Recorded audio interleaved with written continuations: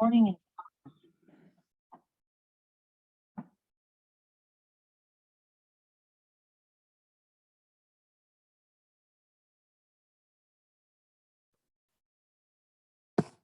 All right. Good morning, everyone.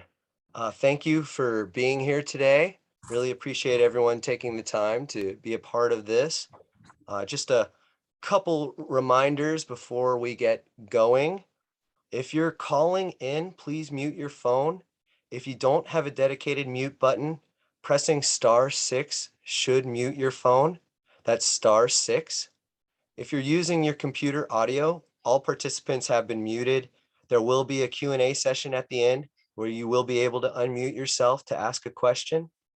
You can also enter your questions into the chat and we will read your questions out loud. Lastly, this session will be recorded. You might have already seen the prompt. We're hoping to add this recording to the Learning Network website. Now I'd like to invite those of you who are able to access the chat on Zoom to introduce yourselves. So starting off, I'd just like to acknowledge that our offices are located at the UAF main campus in Fairbanks, Alaska, and it's within the International Arctic Research Center, which is located within the traditional territory of the Lower Tanana Dene people. I myself am calling in from Nome in Northwest Alaska, which is located on the traditional territory of the Inupiat people. And the information session that we're having today is entitled Getting to Know the 30 by 30 Initiative, Alaska and the Nation. And this is being brought to you by the Alaska Tribal Resilience Learning Network, which I'll refer to as just the Learning Network from now on. It's housed within the Alaska Climate Adaptation Science Center. And you can see the other logos at the bottom. We're also going to have presenters from both the Native American Fish and Wildlife Society and the Aleut community of St. Paul Island. So moving forward here and starting the session, today we're hoping to hit on a couple things. First is introducing the Native American Fish and Wildlife Society, also known as NAFWS or NAFWS, and its partnership with the Alaska CASC, the Climate Adaptation Science Center.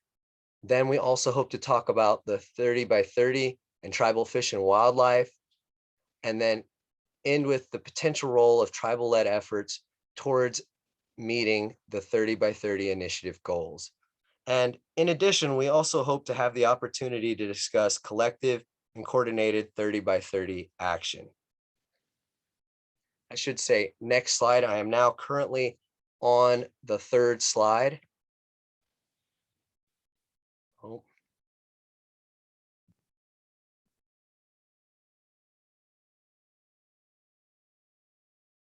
Sorry, I'm trying to change slides here and it's lagging. Let's see.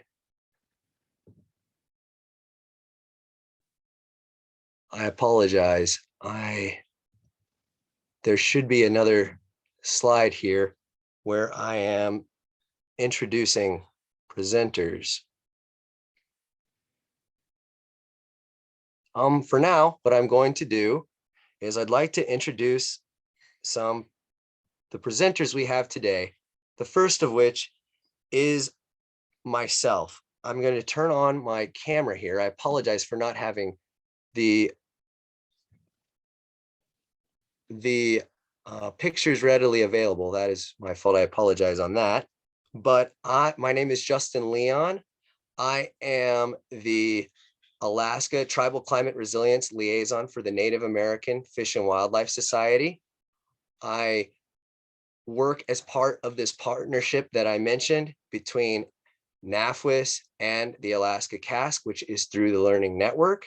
And for internet purposes, I'm going to shut off my camera for now, but I just wanted to say hi to everyone. It's a pleasure to meet you all. And turning off. I was born and raised in Georgia, where I obtained my bachelor's from the University of Georgia in wildlife management. I moved to Alaska after graduating in 2008 and I've lived in Alaska ever since.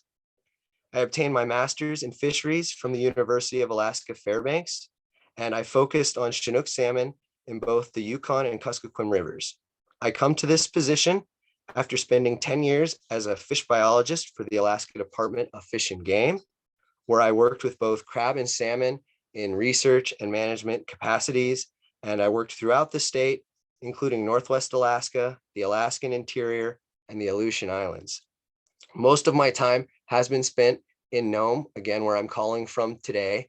And I currently live here with my family.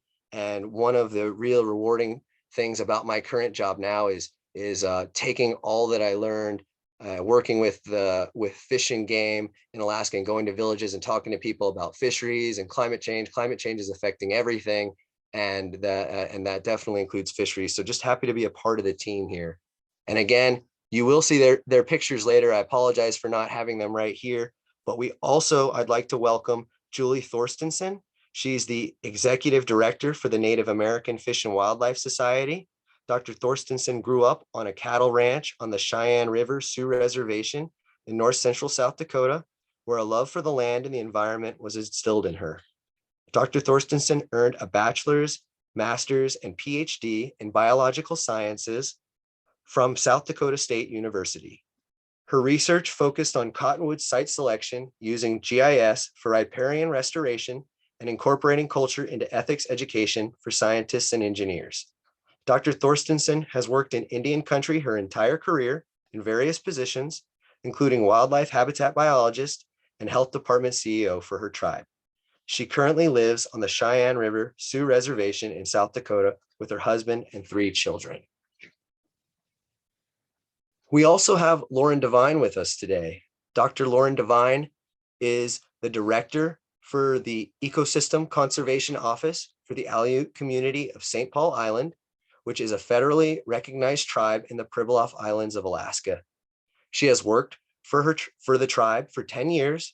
Her education and experiences have brought her to a unique position with the tribal government, where she has the opportunity to span the boundaries across Western sciences, local and traditional knowledges, tribal, federal, and state management, and stakeholder engagement through community-based and citizen science programs. Lauren seeks to strengthen relationships across these boundaries in order to better serve the community, wildlife, and overall marine and terrestrial ecosystems of St. Paul, the Bering Sea, and broader Arctic. And so now, again, if you're following the slides, thank you for everyone for being here with us today.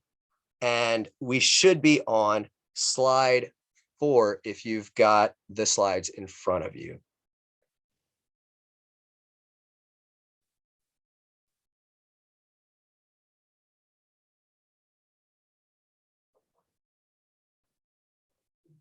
Okay, so what I'm going to jump into now is talking a little bit more to the partnership between the Alaska CASC through the Learning Network and the Native American Fish and Wildlife Society, NAFWS. So what you can see here is this is all the individuals who are part of the Learning Network.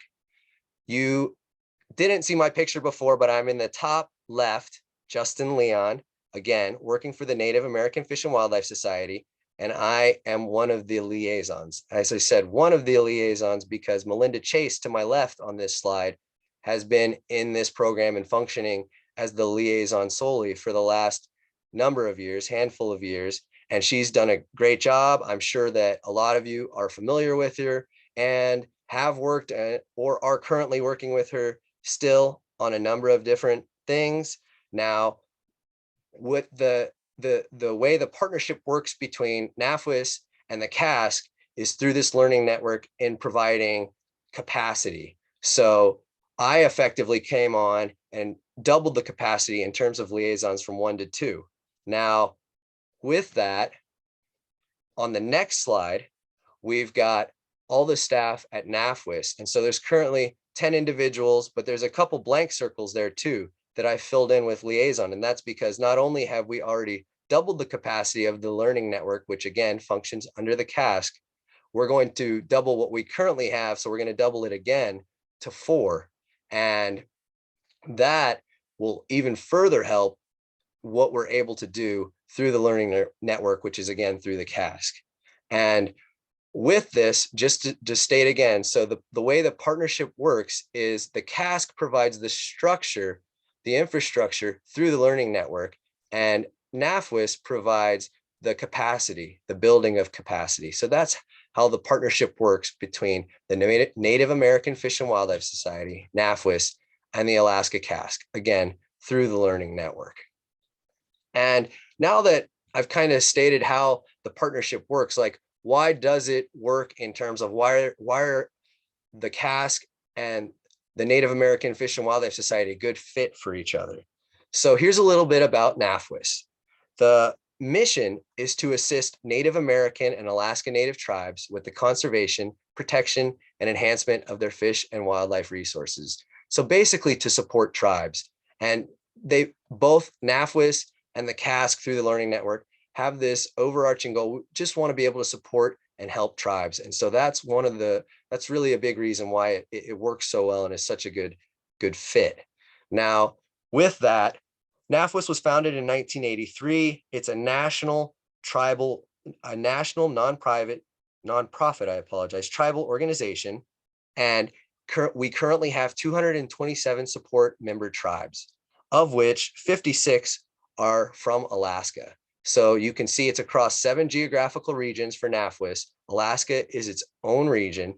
And in addition to supporting tribes with the Learning Network in Alaska, we also conduct conferences, trainings, youth education, and scholarships. We are going to have conferences in Alaska this year. There's a regional in the fall, and then there's going to be a national next year. Both are going to be in Anchorage. NAFWS also supports government consultations and discussions. And then NAFWS also participates in innovative projects and initiatives in Indian country.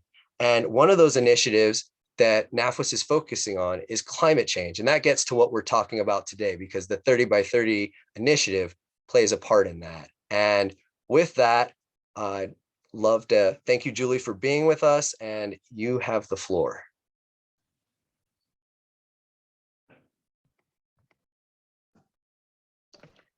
Mpetawashte, Hihani Washte, Julie Thorstenson, Machiapi, Woksapi Kigu Hamni, and Lakota Machiapi, Melakota, Wakpawashte, Taha, Itacha, Native American Fish and Wildlife Society, Danya Hiye.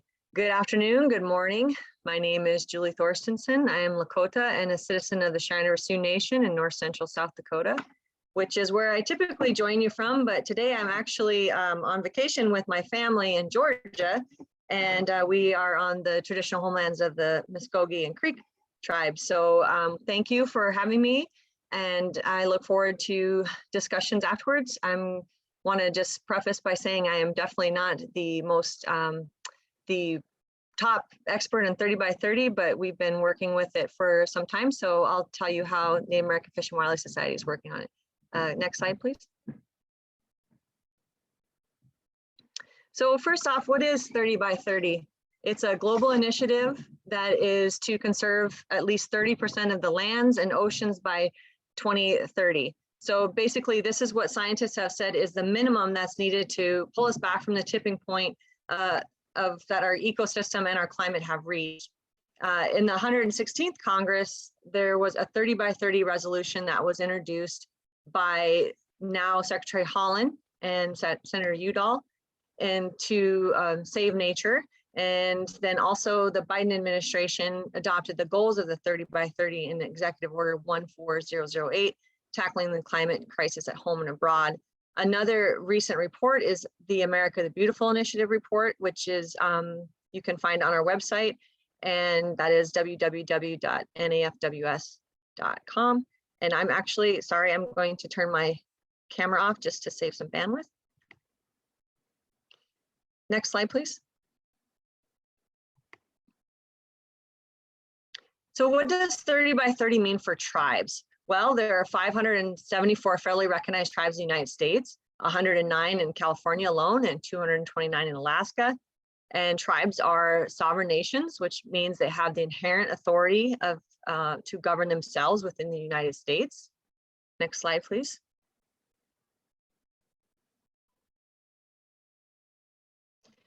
tribal fish and wildlife programs, which is primarily what we at NAFWS work with.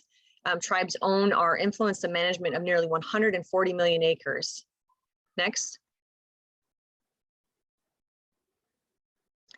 And a recent study has shown that while tribal lands make up only 2.6% of the United States, they overlap with 12% of what are called key biological areas.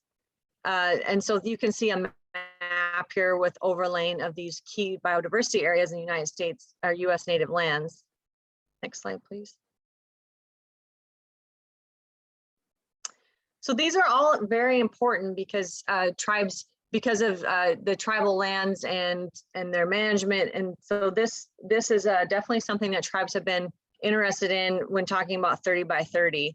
And so a tribal leaders and tribal organization group was formed by then, by now the Secretary Holland, but it was formed, brought together tribal leaders and tribal organizations that are working on climate change and working on natural resources.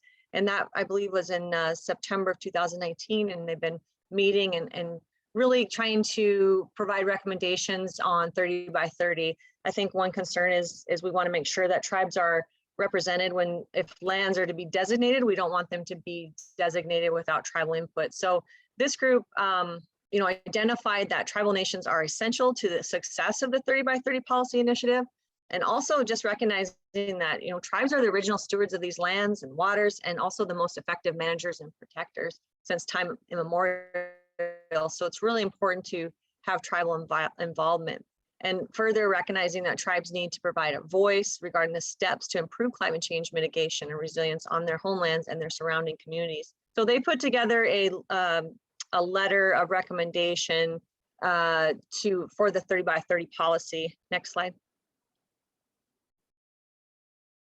And this letter is also in its entirety is on our website, but I'm just going to touch on some of the key recommendations. They focus on tribal sovereignty, consultation, representation, resources, and evaluation. Next slide, please.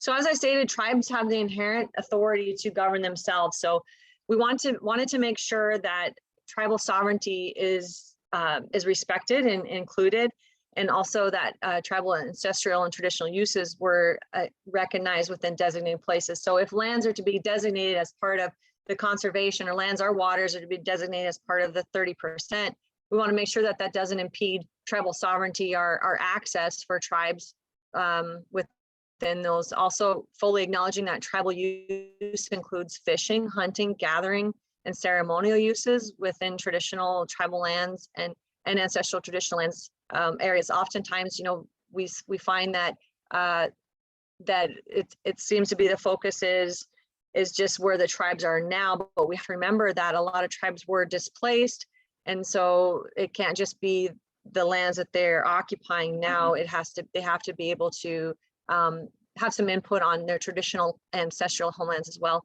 and of course upholding federal trust and treaty obligations for sovereignty, and enabling and supporting paths for the establishment of Alaska Native Tribal Historic Preservation Offices. So these are just a few of examples of the sovereignty commitment. Next slide, please.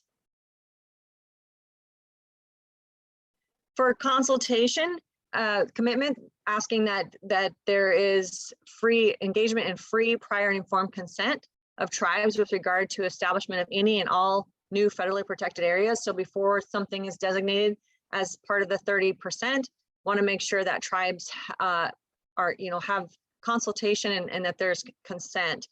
Also meaningful tribal consultation throughout the 30 by 30 policy, the planning, the implementation. It can't just be a one-time meeting. It has to be continued consultation and listening and respect for cultural landscapes, celestial scapes, and seascapes, and also just respecting, acknowledging, and supporting culturally appropriate use of traditional knowledge with consent of and in consultation with tribes. So we want to make sure that the traditional knowledge that is being considered is coming from the tribes with their consent and has been consulted with tribes. Next slide, please.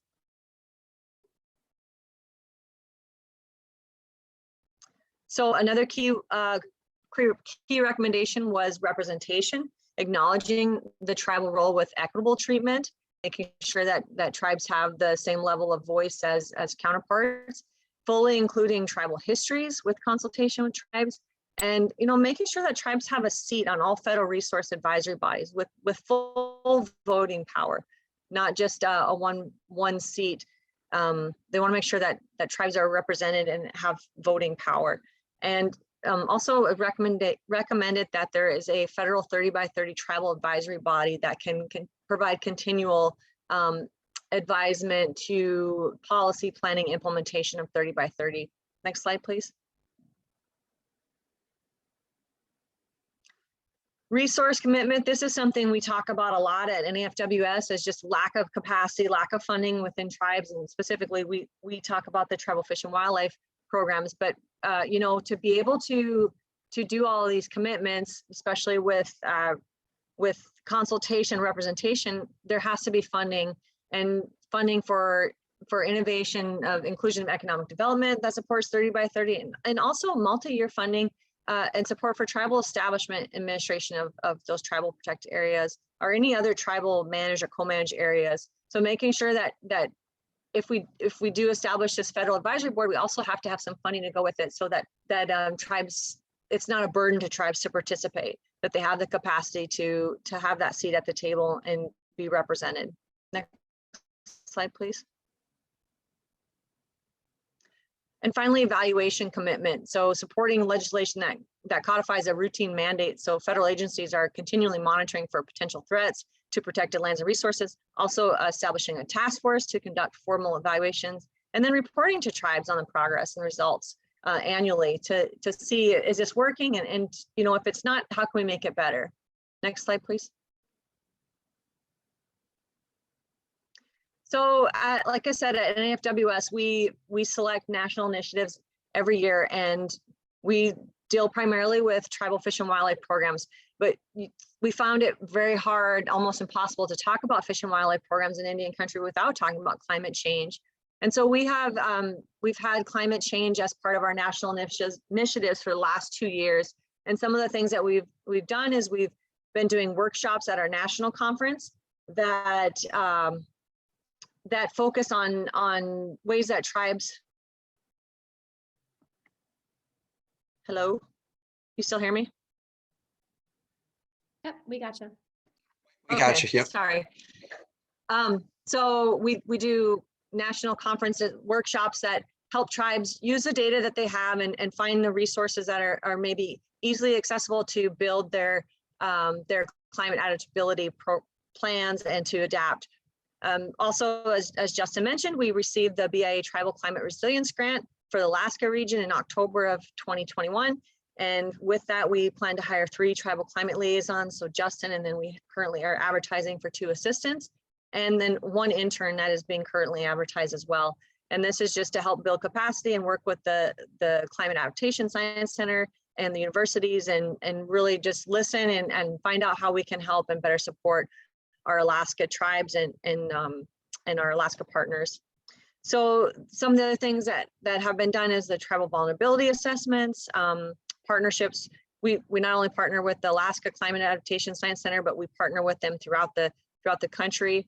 And then again, we've been part of the Tribal Leaders and Organizations 30x30 group. Next slide, please.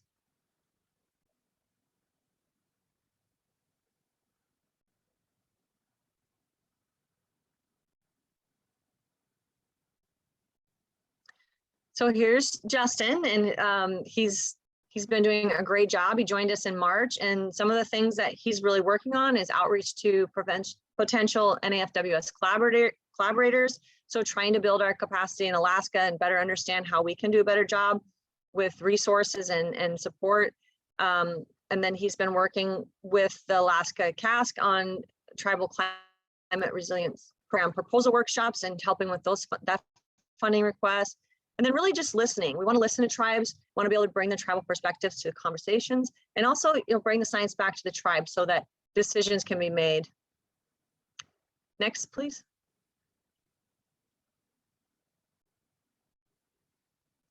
So ways to work with tribes on climate change, big for us, and I think big in working in Indian country, is just building relationships. We want to make sure that we know the key people. One of the things I think we do really well at NAFWS is we probably manage the largest network of tribal fish and wildlife professionals. And so we try to constantly keep that up to date and figure out who the key players are in each tribe and who's really working on the ground in some of the fish and wildlife and natural resource world. Also, safeguarding the environment and tribal cultural values. Want to make sure that there's nation-to-nation relationships, always pushing for tribal sovereignty and self-determination at every level.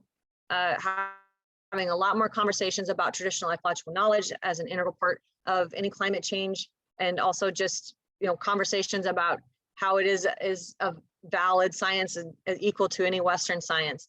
And then developing partnerships that support tribes on climate change. So we're constantly working on finding new partnerships and developing those partnerships that are beneficial to tribes. Next, please. So I just wanted to highlight some of the opportunities for tribes. Partnerships, again, we're always looking for new partnerships at NAFWS, and the Climate Adaptation Science Centers are a great place to develop partnerships and find new partners. And there's a lot of funding right now that's available for tribes. Unfortunately, it's kind of crammed all together, and it's due kind of the same time, and it's all grant funding. But definitely something that we've been doing is trying to help get the word out and help provide technical assistance. So a couple I wanted to highlight specifically around climate were the Tribal Climate Resilience Grants that are due July 6th. And then the newest one is the America the Beautiful Challenge Grants that is through the National Fish and Wildlife Foundation, and this is infrastructure funding, and that's due July 21st. And then this link, you can find funding.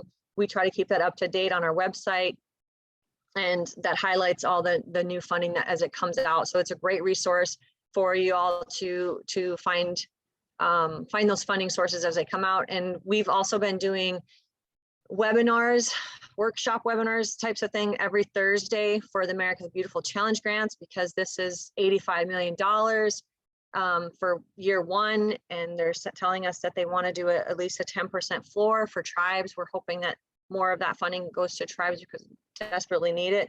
But if you need any technical assistance with that, we're happy to help. And then, just other things that we do, we're always looking for new places to provide education. We're looking for what types of education is needed, trainings, we do a lot of trainings, and then technical assistance. Next slide, please. So here's our social media and our website. You can also sign up to our Eagle's Nest newsletter, which we produce quarterly, and find information there. My email is at the top, and really thank you for the time today. And I just want to say Wopila Tonka, thank you, and I'll take questions at the end.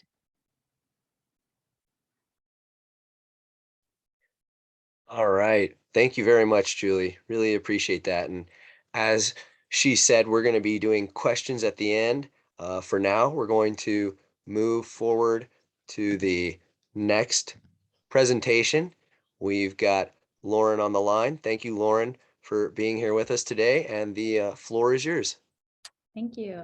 Kil Mechemna, I'm Lauren Devine.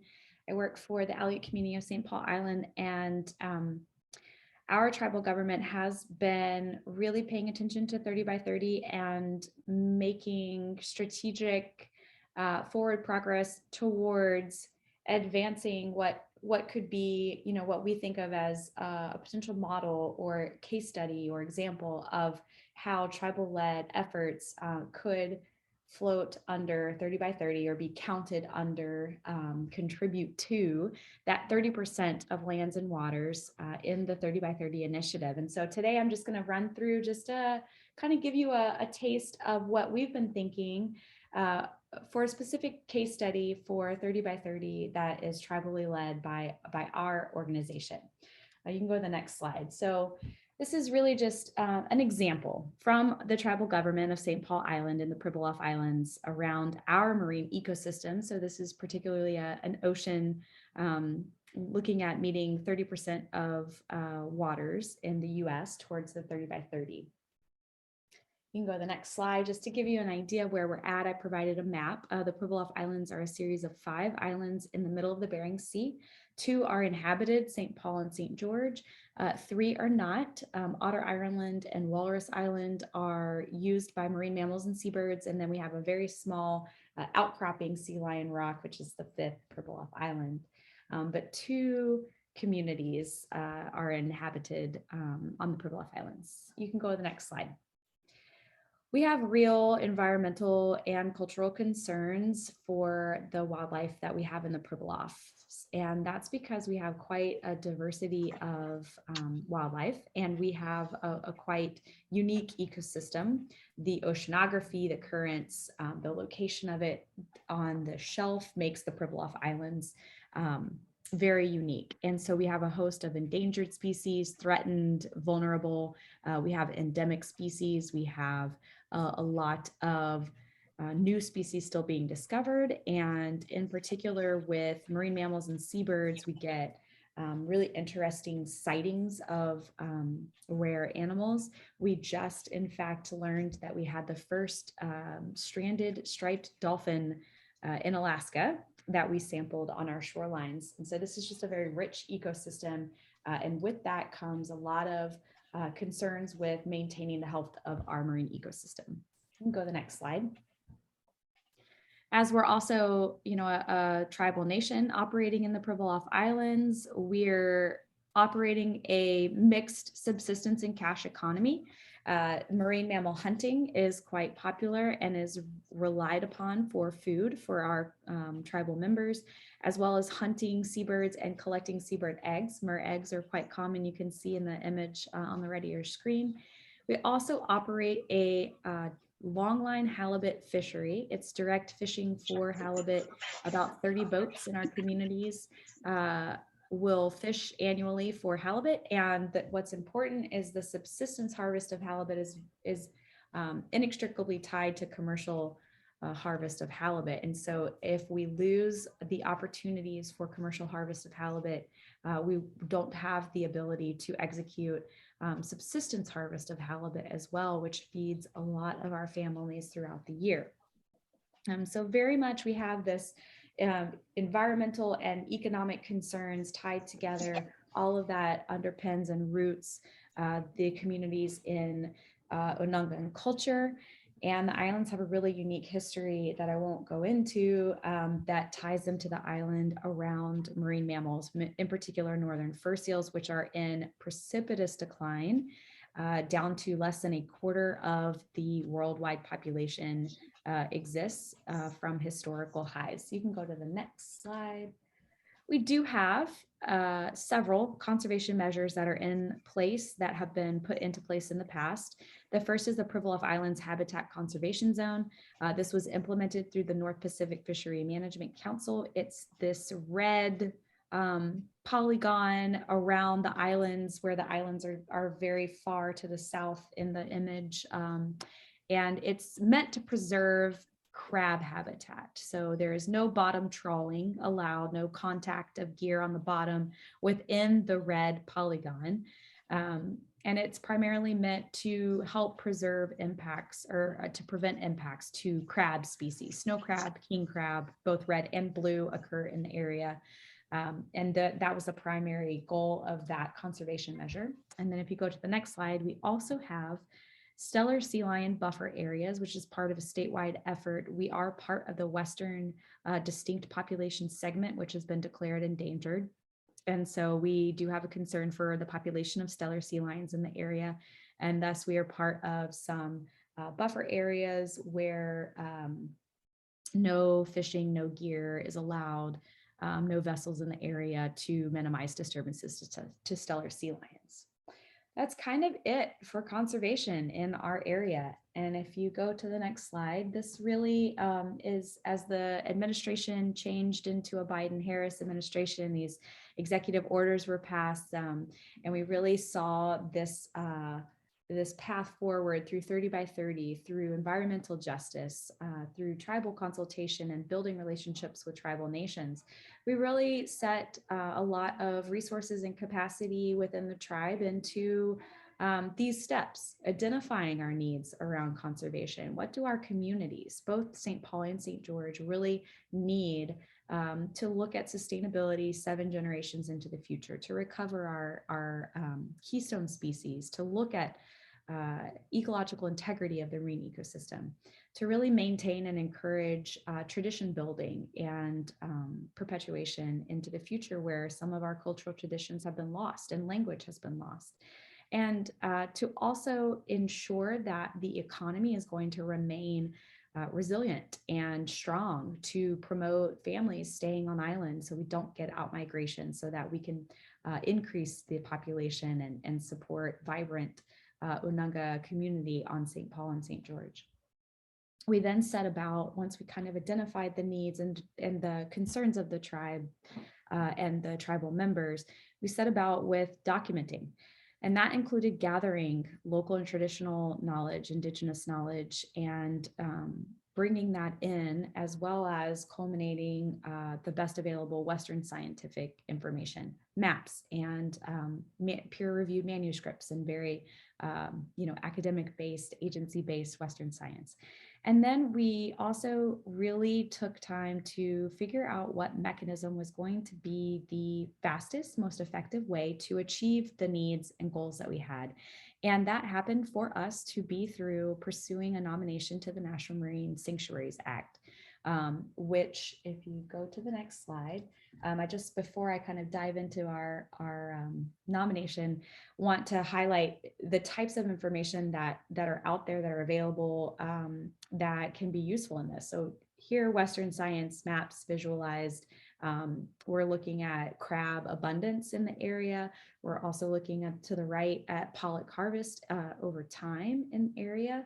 And we can really start to identify these areas where, one, there is a hotspot of biodiversity, a hotspot of animals, of wildlife, of activity. And then we can also look at impacts. And when we lay those over, if you go to the next slide, we can pull that in with information and start to create our own maps that bring in multiple knowledge sources and data sources. And so we've kind of The system has detected that a minimum number of lines are connected to this conference. Do you want to continue your meeting? Press 1 to confirm. If there is no response, the conference will end. We'll just keep going. I'm going to trust Justin, you got it. We can start to look at these maps with all of the layers together, but we didn't want just scientific knowledge and just Western science. If you go to the next map, this is part of kind of the documenting, sorry, the next slide. This is part of documenting local and traditional knowledge. And so I don't expect you to read. This is just to give you a graphic. This is from a community polling effort that we did. It's a Sankey diagram that really is showing you, we asked about community perceptions for the reason for the northern fur seal, or Lakuda, population decline in our area. And what we got is a variety of answers, and we can map those out and we can look at them in kind of a quantitative way. We can also pull a lot of rich qualitative information from this. And then together, all of this information, the maps and the Western science and the local, indigenous, and traditional knowledge, if you go to the next slide, is what culminated into picking the mechanism of a sanctuary and pursuing that. And so the left is actually our cover slide for our nomination to the National Marine Sanctuary. The two images on the right are headlines from this recent announcement. And so we're in consideration. We've successfully passed a technical review. We have met all of the criteria as a place that is qualified to serve as a sanctuary, and our tribal government is now pursuing this legal route to designate our area. We are advocating that as a sanctuary, whatever size and scale and scope that ends up being, that amount of area should contribute to our 30% of waters saved. And we have been in this vein pursuing this particular effort for us, and also advocating for tribal-led efforts, whatever shape and form, Indigenous-based solutions are nature-based solutions. And we are dealing with the Indigenous original stewards of lands and waters that have been managed sustainably for millennia. And thus, I think putting trust in the Indigenous values of managing marine and land ecosystems should absolutely fall under 30 by 30 initiative. And so we have been advocating for the administration to work directly with our tribal nations to count our efforts under the 30 by 30 initiative. If you go to the next slide, this is a kind of a repeat. I loved Julie's points that she made earlier about how essential our nations are to 30 by 30 success in achieving that 30% goal for lands and waters. We know that our tribes are the original stewards of lands and waters, and that the effectiveness of local management, tribal management, has been around since long before histories have been written. And what is really needed and has been asked for by this administration is a strong tribal voice for guiding these efforts. There is such a strong connection between 30 by 30 and Justice 40, which are the two big initiatives from the administration, that the stronger we can create a voice for ourselves and our tribal nations, the more effective we are going to be in taking back lands and waters and bringing that under Indigenous management and protection. And so we are involved in many efforts right now, both inside the state of Alaska and outside the state of Alaska, and building our tribal networks and creating collective actions and increasing ways for that voice to grow. And so I just wanted to echo this, these points from Julie, because I think this is our opportunity to individually achieve what may look very different in practice across tribal nations, across lands and waters in the United States as it is boundaries today, but can really all contribute to that bottom line of 30% lands and waters saved. And that is kind of it. If you go to the next slide, I will say Kagasa Kuking, or thank you for your time. I wanted to leave some time for questions and discussion, but just give you something to think about, as this is really how we see 30 by 30 as a reality for our tribal nation. And we're really excited to help and facilitate other examples and models being able to be put forth to the Biden administration that are tribal-led, Indigenous-led, to count towards and achieve that 30 by 30 goal. So thank you so much. And I think that's my last slide. All right. Thank you so much, Lauren. I really appreciate that. And yeah, it seems like everything kind of ties together really nicely. This leads in great to any openings we have for questions. I know others have been monitoring the chat. I've listed my contact information along with Melinda's and Krista, who is our coordinator, as far as any other email conversations that may want to be had after this information session. But for now, of course, for everyone who's here, do we have any questions through the chat? Or this is a time where you can unmute yourself and ask any questions you may have about either what Julie's talked about or Lauren.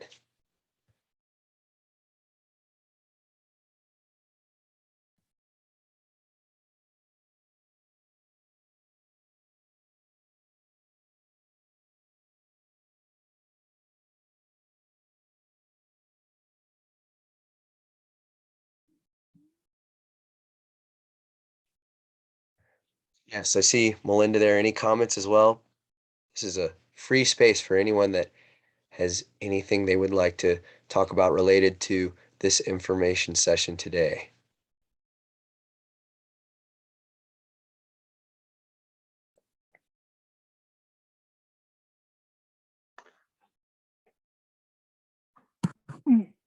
And there, Mike.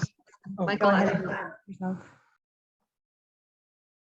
I'm sorry, there's a question there, Justin. Yes. Thank you. Thank you, Melinda. So the question I have here is, would 30 by 30 help support existing? Oh, I apologize for not being up on my Just Tribal Historic acronyms here. Preservation Office. Thank you, Melinda. I don't know. Julie, is this something that you would potentially know about in terms of this? I do not know that. I mean, the thing about 30 by 30, right, is there's really no funding identified, I guess, really. Lauren, would you agree with that statement? That goes with it? So, okay, so as far as like support existing, I mean, I think the tribal recommendations that came out of the tribal leaders and organizations work group strongly support the THPO offices being included, because they would be part of the you know, the cultural side and making sure that those cultural uses, our traditional homeland access, all of that is considered. So I think through that, as far as inclusion, I would say that the tribes are recommending that, but as far as like any type of monetary support, not that I'm aware of.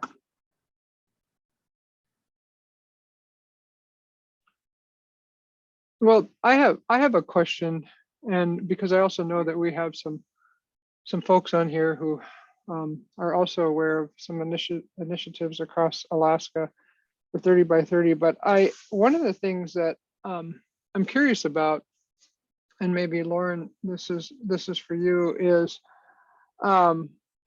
what is involved? I have a two-part question. What is involved in the technical review?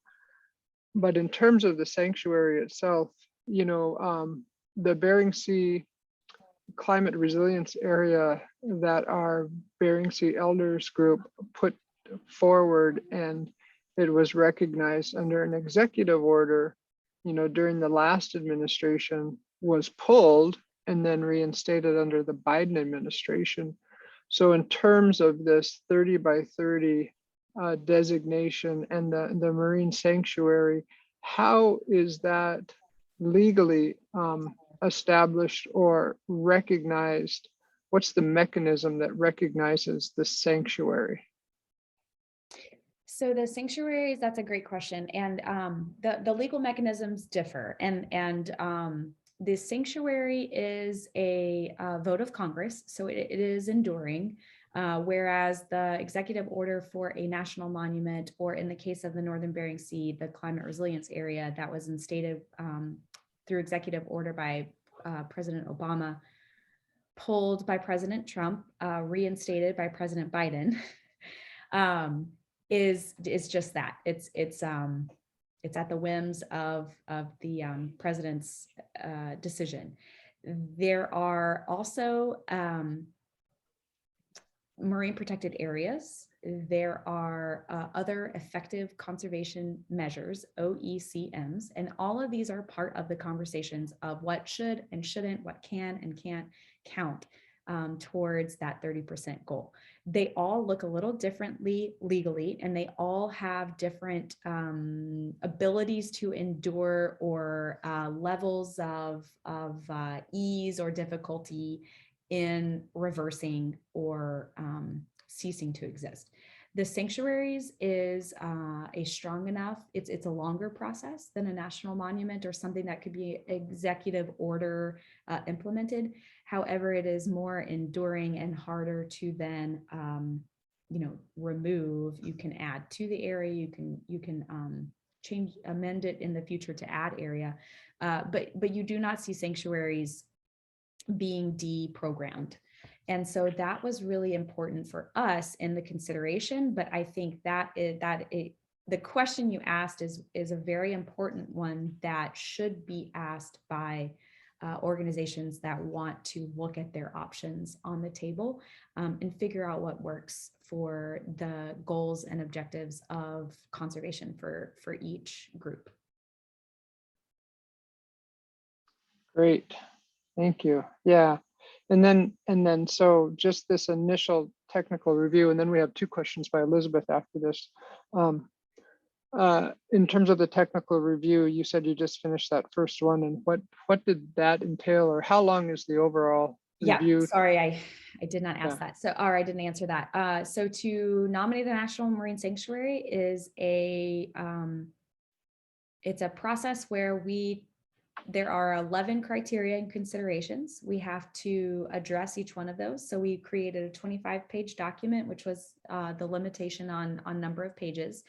And we pulled in our local traditional indigenous knowledge and Western science it was basically like a proposal, like if you're familiar with grant writing or, submitting a proposal for a project somewhere, it was quite similar to that effort. So we had letters of support. We had our proposal narrative where we tried to address how we would meet all of the specified criteria that are on the National Marine Sanctuary's website.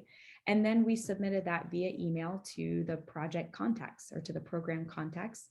And then it goes through a review through the National Oceanographic and Atmospheric Administration, NOAA, has a team that works on going through. They talk to the state of Alaska. They talk to our Alaska Fisheries Science Center, our scientists, our managers, the North Pacific Fishery Management Council, all of the decision-making bodies, all of the research and monitoring agencies that operate in the area, stakeholders, and they are, kind of objectively as possible, making a decision on whether we meet those criteria. And so that process took a matter of 4 to 6 months. And then we are put onto an inventory. It takes the Department of Commerce, the head of Department of Commerce, to move that into a scoping phase, which is what just happened with the Chumash National Marine Sanctuary nomination, which is another tribal nominated sanctuary. And that process, moving it into a scoping process, sets the process up to designate a sanctuary. So it's a matter of time from there, and it can be as short as 12 months to 24 to a few years. It includes the NEPA process, so an environmental impact statement is written, and that involves a whole host of agency, stakeholder, community, tribal voices into that process. The unique part about ours is we requested a co-management governance structure, which would put a co-management agreement at the top of all of the authorities and process steps, and that would implement co-equal management of the ecosystem, so decision-making power to the tribal governments of St. Paul and St. George, the federal government, and there is a role for the state of Alaska in kind of what we're visioning. Wow. Nice. Yeah. Go ahead, Justin. I appreciate. No, I was just saying I missed that. I apologize, Michael. Your hand has been up for a minute, and I just wanted to make sure you have an opportunity to ask your question as well. Go ahead, Michael. My arm was getting tired. Good to see everybody. Melinda, thank you for the invitation. My name is Michael Derglo. I am the Tribal Historic Preservation Department Head for the Confederated Salish Kootenai Tribes in Northwest Montana. Everybody liked my hat. I was just up there in Alaska with Melinda. We did a tribal climate camp at Seward. So it's really good to hear what you guys are talking about now, because we did talk about 30 by 30 somewhat up at the camp. And I'm really glad I was able to get on this call and learn a little bit more about it. I think Kendra was the one that asked how this can help the TIPO offices. We actually do a lot of work with agencies outside of our reservation boundaries. So within the National Park Service, with the Forest Service, the Fish and Wildlife Service, BLM. So all of the surrounding areas in our what we recognize as our Aboriginal homelands, which includes almost all of the Northwest Montana, Washington, Idaho. So we do a lot of work with those agencies outside of our homeland. And we continue to advocate for the protection and the perpetuation of our hunting, gathering, and fishing rights on those lands. So one of the things we try to do with all of these, like if it's a, whether it's a wilderness study area or whatever the designation is, we want to make sure that our rights are protected. So it's really good to hear that. Thank you so much.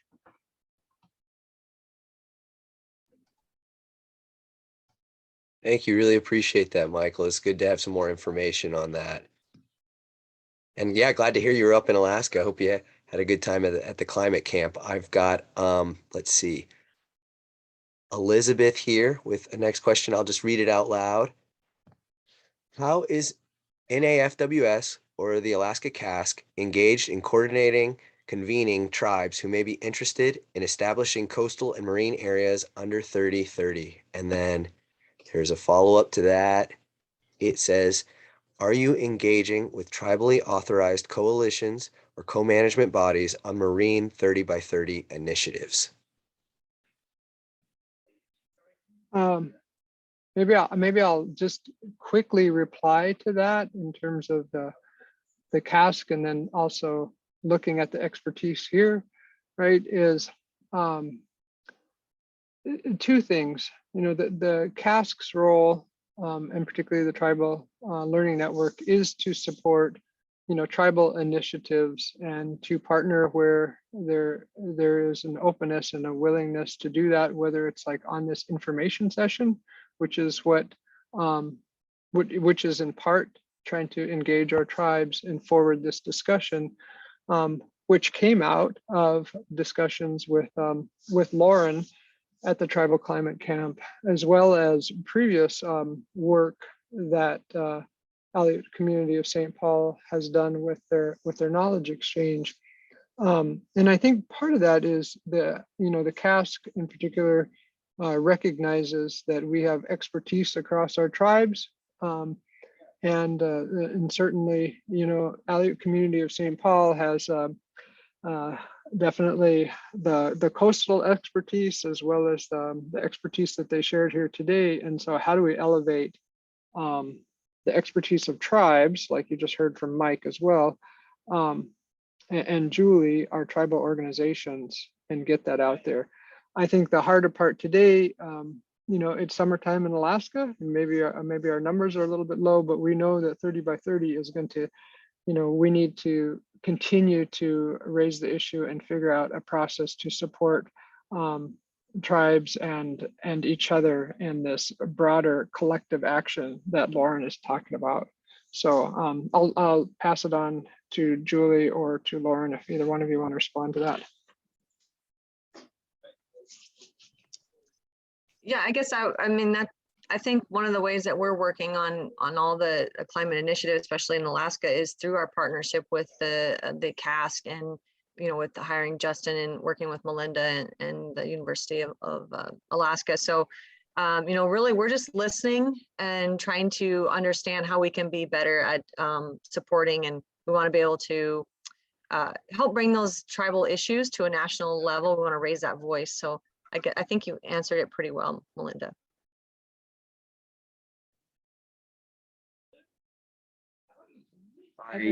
Thank you for that. Yeah. Oh, go ahead, Lauren. Sorry. I want to hear the next question. So I'm good. I think they covered it. You sure? Oh, okay. Thank you. Yeah, I was just going to say that looks like Kay Brown raised her hand. Hello, thank you for recognizing me. I work with Pacific Environment and also with the Alaska Climate Alliance, which has a 30 by 30 working group. And I was just curious to know, Julie, in your experience and exposure with the national process, is there any kind of a structure or decision-making point, or do you have any insight into how things are working at the national level in processing and considering all these recommendations from around the country?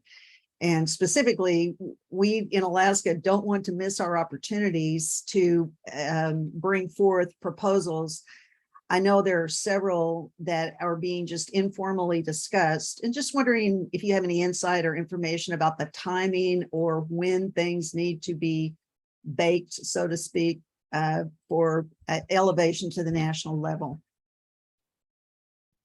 Yeah, I'm not really familiar with that process, I guess. I think one of the initial kind of knee-jerk reactions that we had was when we saw the 30 by 30s, we wanted to make sure that tribal lands weren't just well, hey, there's 56.2 million acres here. We'll just designate some of those. We wanted to make sure that any type of designation or nomination of tribal lands are lands that have tribal interests, that tribes have a voice in that. So that's been kind of mainly more of our focus, is just kind of trying to educate tribes that this is out there, that you want to make sure that your concerns are heard, that you have a voice at the table, and then also educating on the fact that that tribes are sovereign, that there should be more self-determination contracts, those types of things happening. Also that, tribes have limited capacity. So in order to really be represented and to be part of these conversations, like there has to be some funding available too. So as far as like the nitty gritty process of designating lands, I haven't really had much to do with that. Just working with the tribal organizations and leaders group on the 30 by 30, that's been kind of largely my role. And then we're kind of expanding, and we also are hiring another fish and wildlife biologist that will have a climate kind of focus.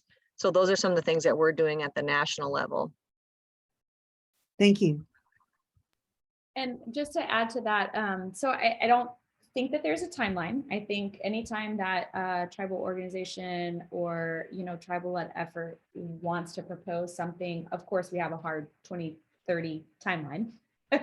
But if we are thinking in reality how to find the most success in this, I think we are looking at, this administration as being the most favorable to making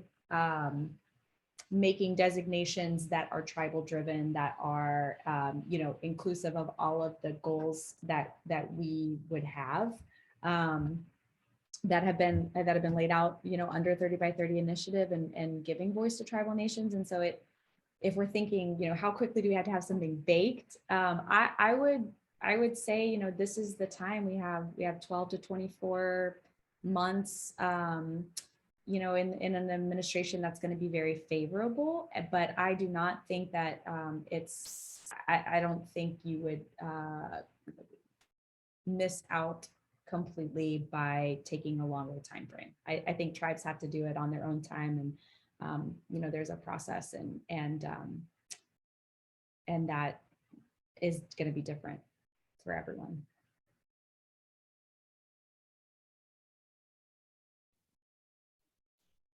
All right, thank you. I see one more question here from Kendra. It says, how would we know if land in our area has been proposed for 30 by 30?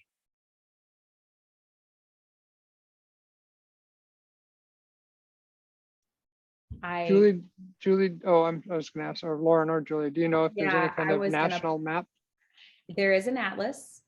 Julie, you might know more about when and how to access that, but I wouldn't say it's totally comprehensive yet.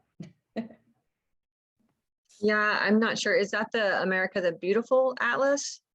Yeah, okay, I think that's just starting. So it's kind of tricky, because I do think that America the Beautiful is kind of the new term maybe for 30 by 30. So it's kind of a little, that kind of gets a little bit muddy, but I know they are working on an atlas. And I think the quickest way to know is if you have something that you have as an idea of an area of interest for your tribe or your organization, put it forward to the administration, and then for sure that that it's something that has been proposed.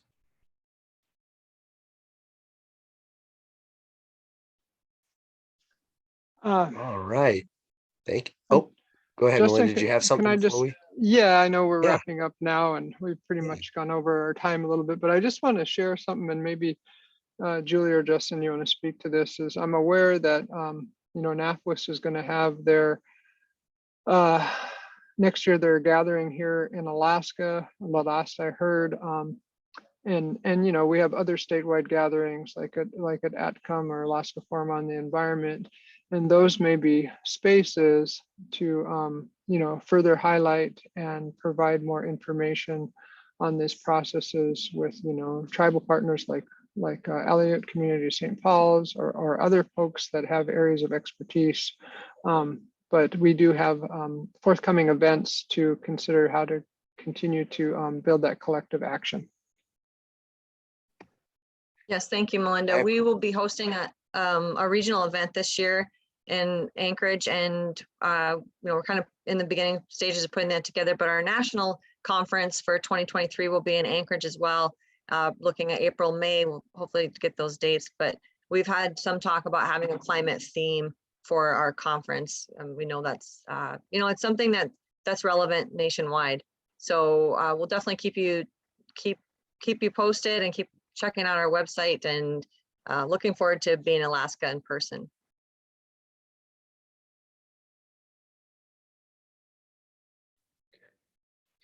Yeah, thank you, Julie and Melinda. That really leads into the last slide I have here, which is just announcements. These have all really been spoken to with the exception of the one at the bottom, but we do have current job opportunities and internships specifically related to the learning network and building capacity. There's the 2 liaison positions, which we already spoke about, and the internship, which Julie mentioned. Those are currently open right now, accepting applications. We've got the current funding for tribal climate resilience proposals that's due July 6th. As has been mentioned, we are continuing to work with tribes with this funding source, and NAFWS, the Native American Fish and Wildlife Society, is also holding, as Julie mentioned, webinars for the fielding any questions. They've been coming up with templates for proposals to help you get started on writing your proposal. That's due July 21st. These are clickable links for anyone who has the slides on their computer. And then last, we've got the conference NTICC. That's the end of August, beginning of September. It's going to be in Minnesota. I don't know if Melinda, you want to speak to any more about that or anything else from anyone that may want to be updated before we finish here. I know we're a little bit over time, but I appreciate everyone sticking around that is here at the end. I just encourage everybody to take advantage of those links that Mike has been so graciously posting up, and we don't want to take any more time, and to thank our presenters and all of you who made this happen and showed up. So how's your Gadistan? Thank you. Well said, Melinda. That's a great closing. I completely agree, and thank you for that. Yeah, everyone have a great rest of the day, and feel free to contact us with anything you may need. We're here to support tribes, and again, happy to everyone who showed up today, and very thankful for it. So take care, everyone. Have a great rest of the day. Thanks so much. Bye, everyone.